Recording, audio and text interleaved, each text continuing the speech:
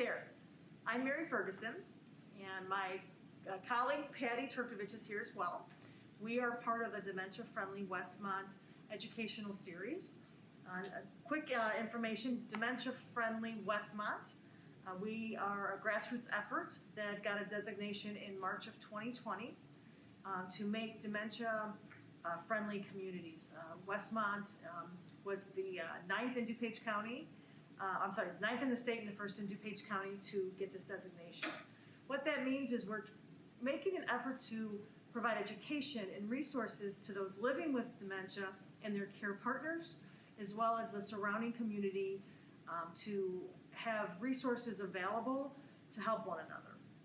So part of the Dementia Friendly series here at the Westmont Library is to make aware of some interesting activities that you can do with someone that has memory impairment, to have engagements, reminisce, and find some nice quality time together. So Patty and I have tried to come up with some different activities that you guys can share with your loved ones, with your families and your friends. Pretty simple activities. A lot of these you can find around your house. Be creative for sure. So with that, I'm going to kind of jump into it. Again, I'm Mary Ferguson. I'm with the Birches Assisted Living, and Patty, who you'll meet in a moment, is with Inspired Living of Westmont. So first of all, it's a lot of fun. We're going to talk about more of indoor games, board games, card games, reading books, things like that. With January, it's a great indoor activity to keep us all active and busy. So a couple things I want to talk about are puzzles. Now, when you talk about puzzles, I'm not talking about the 300 or 1,000. I'm talking a small number. This is a puzzle that has 36 pieces.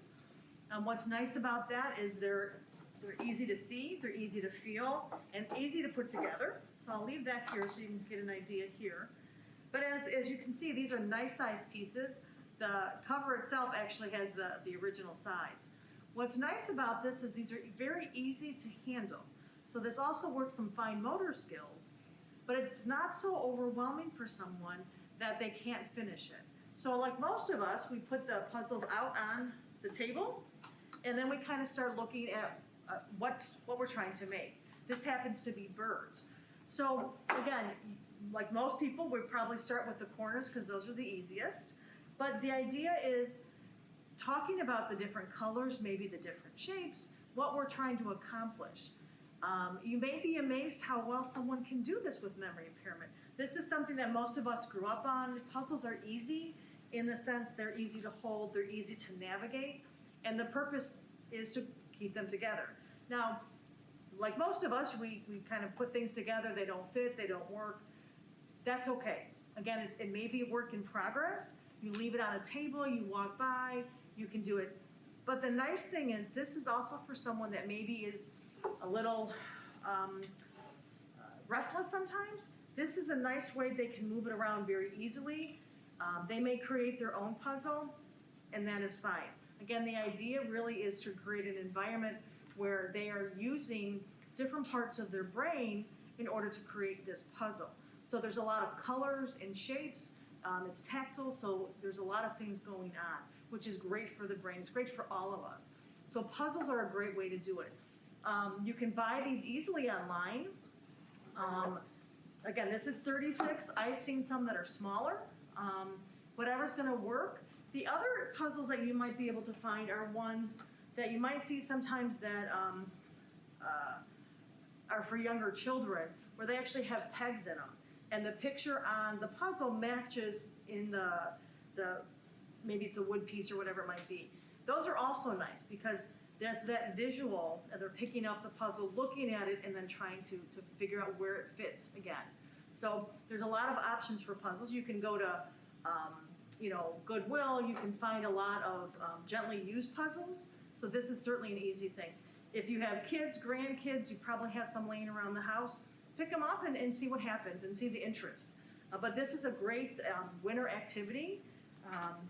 Open up the windows, get it, clear a spot on the table, and this can certainly occupy someone's time for a little while as they try to create their own puzzle. So that was one of the things that we wanted to talk about. So puzzles are always a great way to interact. Now, similar to a puzzle I want to talk about, this is actually very cool, and this was actually picked up at a garage sale. It's a matching game. So we've seen some of these before, whether it's like a board game like this, whether it's the matching game of you turn cards upside down and you try to figure out what's going to match once you turn it over. But what's really nice about these, as I open it up here, and you're going to find what's kind of cool, this has not been used, so I was kind of excited when I saw this, is, when, again, we talk about matching. What I would recommend is you may want to start with laying the pieces down so that it's the visual that that individual can see first. So as an example, you have your ballpark hot dog, which actually is kind of cute. But you want to lay those down, and maybe you start with 4 or 5. You don't want to start and overwhelm somebody. But again, if you start small, you can always increase them. So as an example, what's your typical match? You move it around, and then you do this activity together, or you take turns. Whatever's going to work best for you and your loved one to have a positive experience. So you may look at it, and again, it's very tactile, it's visual, it has some bright colors, and it's very unique. So you want to say, which one does this match? And you kind of look around and see what's going to work. If your loved one's doing a great job with this, add a couple more. Depending, again, where they are in the disease process, they might be able to turn these over and match. Again, if you only have 3 sets, it's a little bit easier in remembering where they were at. This is, again, a fun activity. It's easy to do. This is wonderful to have with grandkids, great-grandkids. They are really good at this. So what's nice is maybe your loved one has a harder time with this, but really enjoys watching and can share in that experience.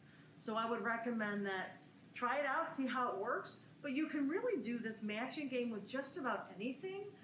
This happens to be a true matching game, and that's the idea. But the other thing you can do is you can do like a deck of cards.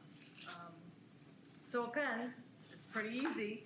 As you take your cards, and you can use the jokers, again, lay them out and look for the aces, the 3s, maybe you look for the diamonds. That, again, is a very easy activity to do where you may have a deck of cards laying around. And the beautiful thing about this is you don't, maybe you are missing a few cards. That doesn't matter. The idea is it's that matching game. Let's match. So let me put this back in the box so I can make a little more room here. I personally always loved the matching game, and I have to say I was pretty good at it. So how are you, Patty? Were you good at matching games? I'm very good at it. Patty's very good at matching games too, so maybe that's why we have this. But again, this was fun. This was found at a garage sale. Easy, not too expensive to find those. So I do want to kind of talk about cards since they're out. I was never a big card player, but I know there's a lot of folks that have played cards. And so I think what's interesting is if you have your loved one who has played bridge or gin or was, euchre was one I never played, but I know a lot of people have played different card games. So you may want to see, are they still able to do that? Maybe it's not going to be right on all the time, but you know what? For so many folks, just holding the cards and looking at them, maybe bring back some of those long-term memories of, I remember doing this with my friends or doing this with my family, and see what happens. They may be better than you think at this. This is maybe one of those long-term memories that you're surprised that they're still able to play cards. If not, it could be something as having them just deal. It's nice because turning it over. This is a wonderful motor skill that they would have to do.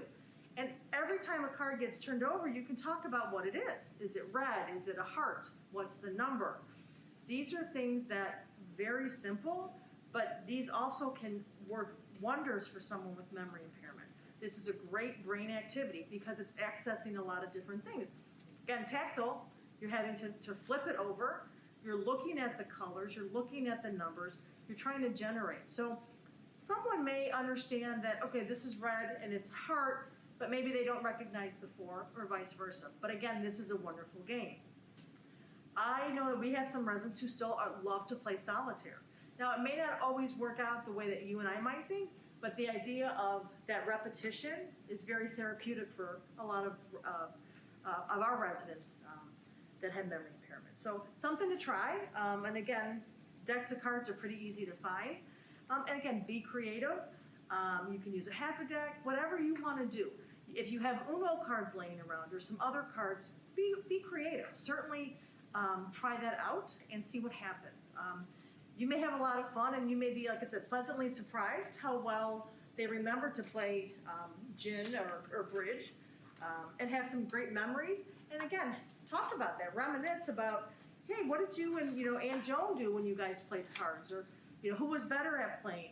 Take this time to also have those conversations and reminisce. So again, that's another fun activity that you can do that is pretty easy and accessible. And then the last one that I wanted to talk about was sorting. So these happen to be pre-made. They have different shapes on them. So you have your squares and your circles, your stars. So the idea is you could go to Michael's or Hobby Lobby and you could get these, and you don't necessarily have to, mount them. But what's nice is you can put them in a box like I have them, and then just sort them. So the idea of sorting, it's by, obviously by shapes. And you'll, again, be surprised how well this is a great activity. It may take a little while, and the circles and the ovals might get a little messed up, but the idea is they still have the same idea of that shape. It's working that brain in a different way. Everything that we've talked about, there's always going to be that tactile piece. What's nice about these is, even though I have a mask on and being wood, they do have a nice scent.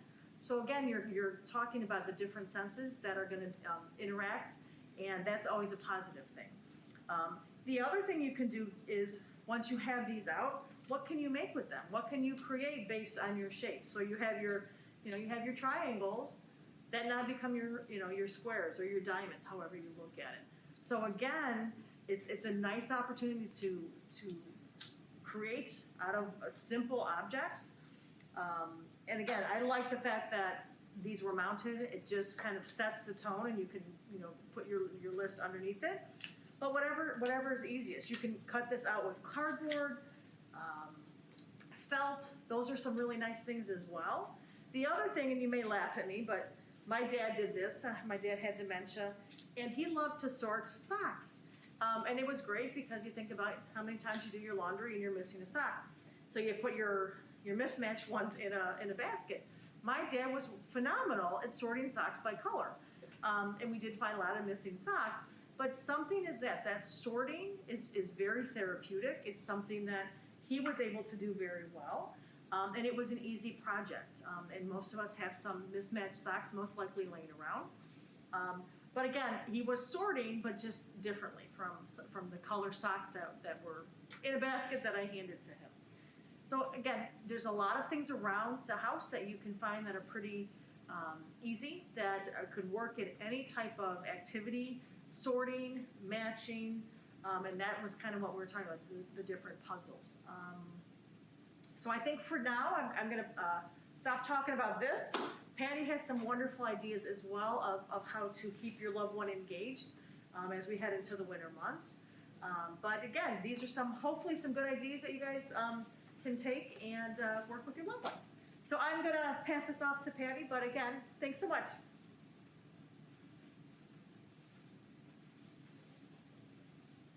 Thank you, Mary. Hi. Thanks for tuning into Together Time today. As Mary said, this whole concept is designed to come up and suggest ideas for you of things that you can do with your loved one who has memory loss. You will hear this theme throughout the series that we've done. None of the stuff that we're offering up is rocket science, but it's forcing you to also think outside the box, because everything and anything can become an activity. When Mary held up the deck of cards earlier, I thought immediately of 5 things that you could do with a deck of cards, 5 different activities. First of all, any card game, you can do a sorting name by color, by shape, by number, as well as do the matching game. Playing cards, like I said, is just one that gives you many more options. But as I was saying, anything can be an activity, so it's really incumbent upon us to use our brains to figure out what to do. This Funster activity book is designed for us to sharpen our brains and to engage. So this is one idea, but there are many other books out there that offer puzzles at varying levels that you can give to your loved one and go through them together doing them.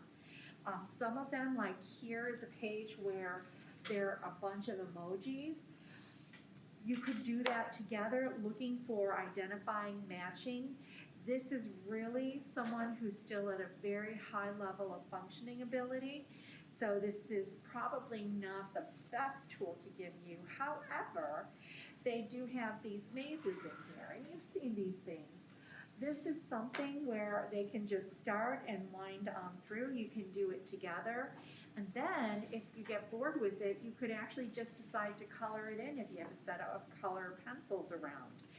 So again, thinking outside the box, this number search that they offer, that is something that maybe what you can do instead of trying to find the series of numbers that they list below on the puzzle page, identify, maybe use a highlight marker, highlight all the number ones, and then go through the number twos. So an engaging way to spend time, do kind of a variation of Where's Waldo, but something that is truly more visible than they are. So I encourage you to really look for something like this to have on hand. Find what works. That's the other thing out of all of this. When you're looking for an activity to spend meaningful time together, if something doesn't work, set it aside. You don't have to keep doing it. Find something else, and there's many more ideas out there. Another thing I wanted to talk about, since I've got a book in my hand, is the power of getting books to read together. Whether it's the latest nonfiction book that you want to discuss, and this is where we need to think in terms of where our loved one's abilities are. Are we reading the latest novel? Or do we need to scale down and look for more of a teen style book or a tween style book or a youth or a young child book? There's nothing wrong. There's no shame in having something that may not seem age appropriate, because it's all about being stage appropriate for wherever your loved one may be. So if they enjoy sitting there flipping through a children's book that's tactile and engaging, that's what you want, and you can talk about it, and you can see what's making them laugh. You can see what has them all serious.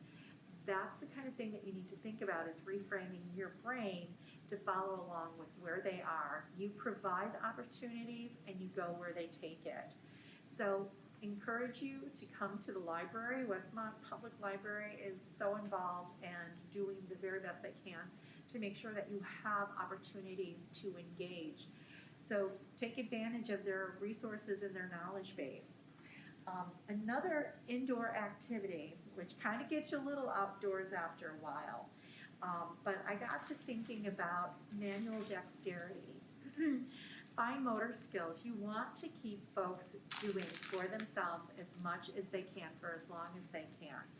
Now, maybe you've done these things before, maybe not, but I decided that we needed to make, it's January, so we need to make some bird feeders. If you made any in the fall, chances are the birds and squirrels have gotten to them already. So these pipe cleaners, they're very inexpensive. You can pick them up pretty much any store, Michael's, Hobby Lobby, you name a craft store, they're going to be there, as well as even probably Target, Walmart, wherever you shop. And then I picked up a bag of Cheerios. And as simple as it is, just threading these on here. I, of course, want to do a bunch at a time, but for our loved ones with memory loss, they may only be able to pick up one at a time, and taking their time and threading it through. And the idea of using a pipe cleaner is at the end of all of this, it's going to give you a lot more opportunity of how to make it look. So I'm going to keep threading this as I talk about with doing something like this, the fine motor skills. What happens very often with memory impairment, we all start deciding it's faster for us just to do it ourselves. And so our loved one isn't using their body the way that they normally would. And then next thing you know, they're relying on us to do more and more. So we want to encourage our folks to do as much as they can for themselves, keep these fine motor skills active and engaged. And then with doing a project like this, it's calming because it's very methodical, slow, steady, and when you finish up threading this, it lets you get a little creative at least, depending on where you go with it. So bear with me while I continue. I probably should have pre-threaded this string as I'm thinking about it, but I'm not perfect. Just giving you, spoiler alert, I'm not perfect. So just having some fun with it. While you're doing this, you're going to be talking about the birds. Mary had a puzzle up here earlier that was birds. So maybe you do a bird puzzle earlier and then you decide, okay, let's do something to feed the birds. Maybe one day one thing and the next day something else. And while we're talking about puzzles, that was something else that I can touch on and expand a little bit more for you. You don't always have to buy things. You have a magazine, you can cut a picture or an entire page out of a magazine, cut it up in different shapes, set it on the table, and let them put it back together. Resale shops, garage sales, all of them provide opportunity for other things that you can pick up at a fairly inexpensive cost. Otherwise, you might start feeling it's beyond your budget or it's too hard or too out of reach. But chances are you have something in your house, a picture, you print something off the computer even, and just cut it up into wacky shapes, and you can make it as big or as small as you'd like and have them work on that as a puzzle. As their dexterity changes though, that's when you'll probably need to have thicker ones on hand. The other thing that I can add, going back to the books, when you're at the library, look for books that encourage conversation. Look for books that are focused on areas of interest because, let's face it, we all pay more attention when it's something that we're interested in. So I'm getting close enough where I think I can stop. You've done a great job. Oh, thank you, Mary. I appreciate that. I will tell you, while doing this, very calming. You will be able to just naturally have conversation doing something this simple. You can be talking about birds. You can be talking about the weather. You can be talking about friends. Maybe you want to make up a bunch of these and give them to friends and family members as a little gift.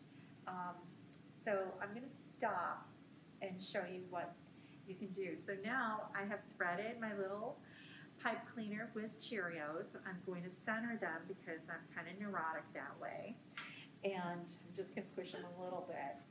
And then the beauty with pipe cleaners is you can cut off any excess that you want. So what I'm doing is I'm just kind of entwining the top of them, the top pieces. And so something as simple like this, all I would need to do is use either some twine so it naturally separates out, or I could use another pipe cleaner and use this to hang it on a branch out in the tree. But the fun part of this is that you can shape it with the pipe cleaner. So say I want to make a figure 8, I can do that. Again, just to have something different hanging out there. I also made this little heart one earlier today. Something simple, fun. Thank you. No applause, Mary. I'm a little disappointed.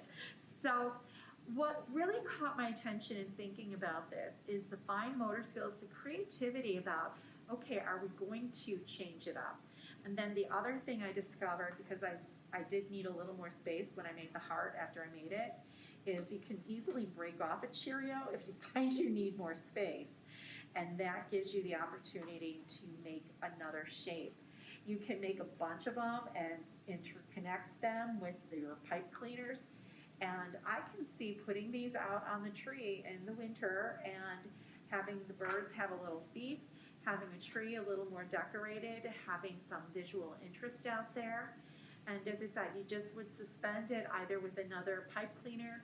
I have fishing line that I love to use when I'm suspending something that I want people to just stop and think, whoa, where did that come from?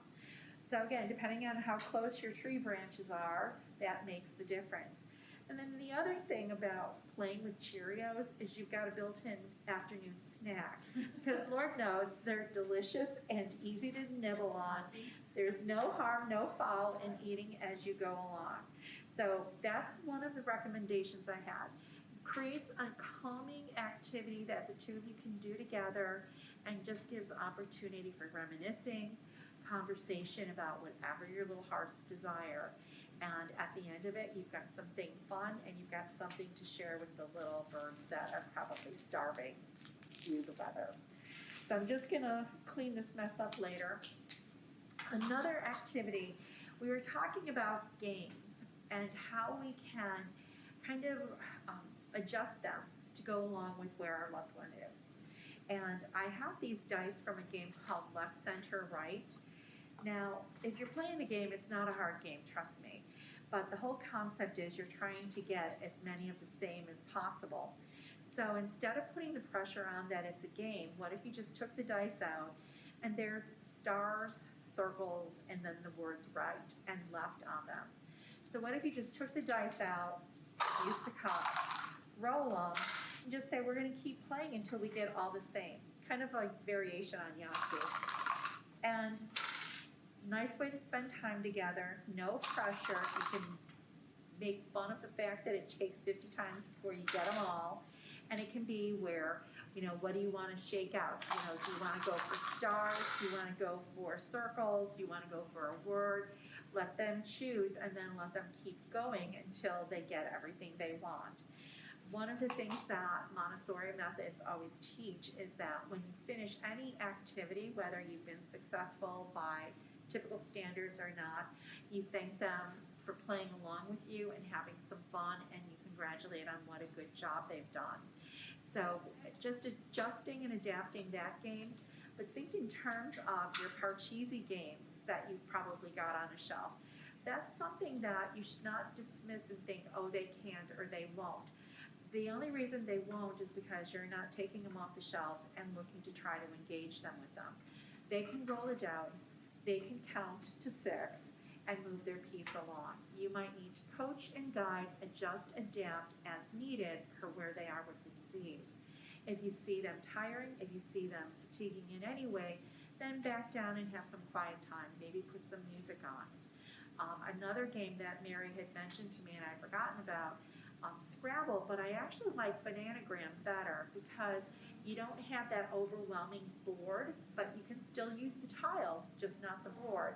But then you can just lay them out, and if you have all the pieces laying out there, then what you do is just put words together and keep building like you do in Scrabble, but it lets them spend time putting that together. You might need to nudge some tiles over to them to help support and encourage them to get a word together.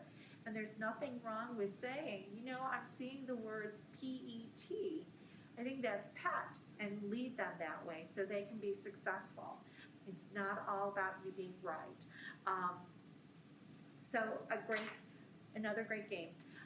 Another one that I think is really fun, anything that has you moving around, anything that's colorful, anything that has a little bit of silliness that doesn't engage too much, where it's overwhelming and exhausting. That's what you want to stay away from, and that's what you want to watch for. And then another, and this will be just my last one, because I do like arts and crafts. I do like arts. Spirograph. Talk about calming. Remember, you had those little circles and plastics with teeth that you held in place, and then you just circled around it, and created all of these fun, funky patterns. That could be incredibly calming for someone, usually when they still have good motor skills, but something where you can introduce additional colors. Two of you can be trying this color, that color, let's add in this, and you could do it as a project together. And I think that's one of the things that we need to remember is it doesn't mean just one, it means both of you. You're supposed to be spending time together in a meaningful way.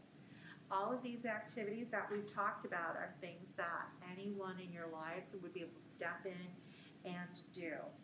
And then the last one, which is a silly one, that again, we're indoors and come winter, January in Chicagoland, let's face it, the weather can be pretty cold, it can be pretty sad looking outside, not very encouraging. That's why I keep talking about adding color.